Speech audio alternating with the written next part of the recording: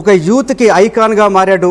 Gen Z ఒక కొత్త తరహా రాజకీయ నేత కోరుకుందో వాళ్ళందరూ కూడా మాకు విజయ్ కావాలి అని కోరుకున్నారు. దానికి ప్రధాన కారణం ఏంటంటే తమిళనాడులో చూస్తే ఇప్పుడు 18 నుంచి 29 ఏళ్ల మధ్యలో ఉన్న ఓటర్లు 1.22 అంటే దాదాపు 21% ఓట్లందరూ కూడా యూత్ ఉన్నారు.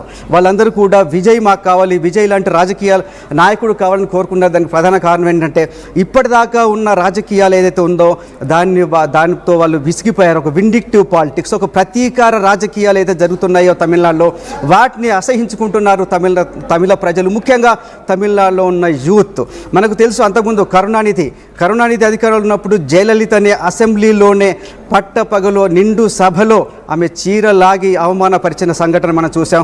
ఆ తర్వాత జయలలిత అధికారంలోకి వచ్చిన తర్వాత కరుణానిధిని అర్ధరాత్రి పూట పంచె ఊడదీసి సైతం పోలీసులు లాక్కెళ్ళి జైల్లో పెట్టిన సంఘటన చూస్తాం. ఇలా ఒక పార్టీ తర్వాత ఒక పార్టీ, అయితే నువ్వు లేదంటే నేను అధికారంలో ఉంటే నిన్ను అవమానిస్తాను, జైల్లో పెడతాను, నువ్వు అధికారంలో ఉంటే నన్ను జైల్లో పెట్టు, ఇలాంటి ఒక ప్రతీకార రాజకీయాలు ఎక్కడైతే అక్కడ అభివృద్ధిని అడ్డుకుంటున్నాయో అలాంటి దాన్ని తమిళనాడు ప్రజలు ముఖ్యంగా యూత్ జెన్జీ వాళ్ళు అసహించుకున్నారు, దాన్ని వ్యతిరేకించారు. కాబట్టి అక్కడ విజయ్ ఒక ఘన విజయం సాధించగలిగాడు. అట్లాగే మీకు ఇంకో విషయం చెప్పాలి, 1967 తర్వాత ఎప్పుడైతే డిఎంకే పార్టీ ఆవిర్భవించిందో అప్పటి నుంచి ఇంకొక పార్టీకి అవకాశమే లేదు. అయితే నువ్వు లేదా నేను దాదాపు 6 సార్లు డిఎంకే అధికారంలోకి వస్తే 7 సార్లు ఏఐడిఎంకే, రెండు కూడా అంతే. ద్రవిడ మున్నేట్ర కజగం లేదంటే ఆల్ ఇండియా ద్రవిడ మున్నేట్ర కజగం, ఈ రెండు అధికారాన్ని నువ్వు నేను అని పంచుకుంటూ రాష్ట్రాన్ని అధోగతి పాలు చేస్తున్నాయి. వాళ్ళు తీసుకునేవైతే ఈ ప్రతీకార రాజకీయాలు అనేది తమిళ ప్రజలు ముఖ్యంగా యూత్ని వాళ్ళకి ఆ రెండు పార్టీలను కూడా దూరం చేసాయని చెప్పాలి. అందుకనే ఇప్పుడు ఆ యూత్ అక్కడ దాన్ని తీవ్రంగా వ్యతిరేకించారు. ఒక లాస్ట్ 5-6 రోజుల్లో అక్కడ ఎలక్షన్ సినారియో మొత్తం మారిపోయింది.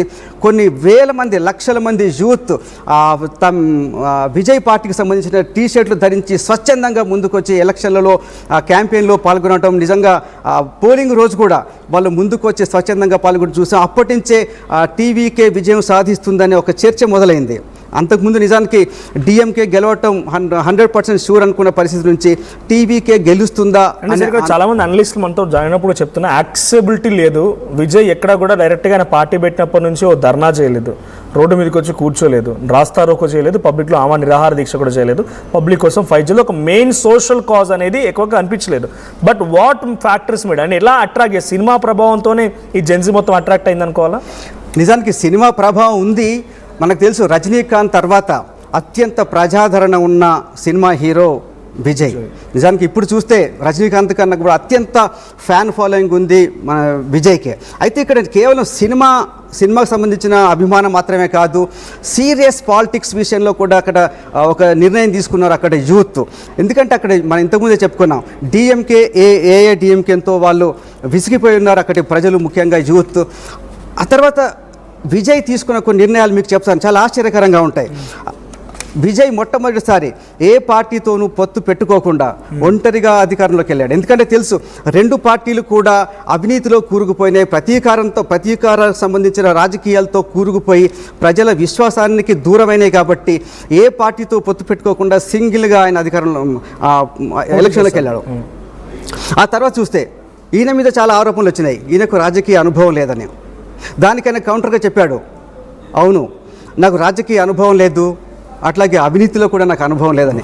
ఆ తద్వారా అంటే ఈ రెండు పార్టీలు కూడా అవినీతిలో కూరుకుపోయినాయి, ప్రతీకార రాజకీయాల్లో కూరుకుపోయినాయి అని చెప్పి ఒక స్ట్రాంగ్ మెసేజ్ ఇవ్వగలిగాడు. తర్వాత ఎవరికి ఇచ్చాడు ఈయన ఎన్నికల్లో టికెట్లు? మొట్టమొదటి టికెట్ ఇచ్చింది తన కారు డ్రైవర్ కొడుక్కి. అంటే ఒక పేద వర్గాలకు, ఒక బడుగు బలహీన వర్గాలకు, అలాంటి వాళ్ళకి నేను సీట్లు ఇస్తున్నాను, అలాంటి వారికి నేను అండగా ఉంటానని ఒక స్ట్రాంగ్ మెసేజ్ ఇవ్వగలిగాడు. ఆ తర్వాత ఆయన ఎక్కువగా సీట్లు ఇచ్చింది కూడా విద్యావేత్తలకి, లాయర్లకి, డాక్టర్లకు ఇచ్చాడు. అట్లాగే ఇంతకుముందు చెప్పాను మీకు, డ్రైవర్ కొడుకు అంటే ఎక్కడ జనరల్గా మనకు తెలుసు రాజకీయాల్లో టికెట్లు ఎవరికి వస్తాయి? పెద్ద పెద్ద కార్పొరేట్ కంపెనీలు నడిపే వాళ్ళకి, కాంట్రాక్టర్లకి, లేదంటే రాజకీయాల్లో పండిపోయి 4-5 పార్టీల్లో తిరిగి 4-5 పార్టీల్లో ఎక్కడైతే పదవి అనుభవించి మళ్ళీ ఇక్కడ పదవుల కోసం వచ్చే వాళ్ళకి టికెట్లు ఇస్తారు. కానీ విజయ్ అలాంటి తప్పుడు పని చేయలేదు. నేను గెలిచినా ఓడినా ఒక కొత్త తరహా రాజకీయం తీసుకురావాలి, ఒక కొత్త ఒరబడి సృష్టించాలనే ఉద్దేశంతో మెజారిటీ కొత్త వాళ్ళకి ఇచ్చాడు. అది బాగా కలిసి వచ్చింది విజయ్కి. సో ఫస్ట్ నుంచి సార్ అడ్వకేట్లు అనే దాంట్లో చూసినా కూడా రిజల్ట్స్లో అడ్వకేట్స్, సోషల్ యాక్టివిస్టులు, ఎడ్యుకేషనిస్ట్ అంతా వీళ్ళే ఉన్నారు. Yeah. సో వీళ్ళందరికీ ఎటువంటి అనుభవం లేదు. బేసిక్గా పాలిటిక్స్ అనగానే, ఎన్నికలు అనగానే ఎక్కువ వినిపించేది పైసా, మద్యం, తర్వాత ఇంకా రకరకాల యాక్టివిటీస్ ఉంటూ ఉంటాయి. So that Tamil Nadu is mass culture. వాళ్ళు వెరీ స్ట్రిక్ట్గా ఉంటారు. మా తమిళియన్స్ లేకపోతే ద్రవిడియన్స్ ఈనాడేమో ఉండాలి, మా కల్చర్ రకంగా అనుకుంటూ ఉంటారు. ఈ కొత్తగా వచ్చినటువంటి ఈ అభ్యర్థిని ఎలా అట్రాక్ట్ చేశాడు అనుకోవాలి. విజయ్ తను ఒక స్టేట్మెంట్ చేశారు. ఏమన్నారంటే, మీ అభ్యర్థి ఎవరో తెలుసా? విజయ్. నేనే మీ ప్రతి నియోజకవర్గం అభ్యర్థిని ప్రకటించారు. అక్కడ ఎటువంటి టాక్టిక్స్, డిఎంకే అన్నా డిఎంకే అంటున్నట్టుగా గతంలో డిఎంకే లేదా అన్నా డిఎంకే రెండే పార్టీలు ప్రభుత్వంలో ఉండేవి. వాటన్నింటినీ ఛేదించి ఇలా రాగలిగారంటే ఇది ఆయన వెనుకున్నటువంటి వ్యూహం ప్రశాంత్ కిషోర్ అనుకోవాలా, లేదు అక్కడ జరిగినటువంటి పబ్లిక్లో వెక్స్ అయినటువంటి తీరు అనుకోవాలా? డెఫినెట్గా పబ్లిక్ ఈ రెండు పార్టీల పట్ల వెక్స్ అయిన తీరుని ప్రశాంత్ కిషోర్ గమనించి ఆ వ్యూహాన్ని విజయ్కి అందించుంటాడు. నిజంగా అతను ఒంటరిగా వెళ్ళటం అనేది చాలా